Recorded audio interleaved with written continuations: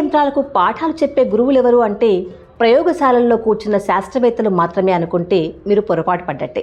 భారతదేశం లాంటి మూడో ప్రపంచ దేశాల్లో మారుమూల గ్రామాల్లో చవకగా తమ శ్రమను అమ్ముకుంటూ గంటల తరబడి కంప్యూటర్ స్క్రీన్ల ముందు కూర్చొని ఏఐకి ఓనమాలు నేర్పే కంటికి కనిపించని కూలీలెందరో ఉన్నారు.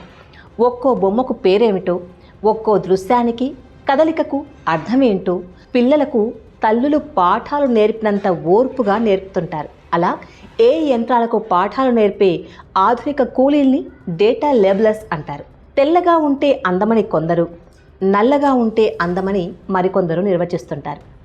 ఏ రంగులో ఉంటే అందంగా అని వర్ణిస్తాం? ఏఐ ఎవరి నిర్వచనాన్ని తీసుకోవాలి? ఇదిగో ఈ విషయాన్ని humans in the loop cinema మనకి చూపిస్తుంది. ఈ సినిమాను హిందీ, కురుబ్ భాషల్లో తీశారు. 74 నిమిషాల ఈ సినిమాకు దర్శకుడు అరణ్య సహాయ్.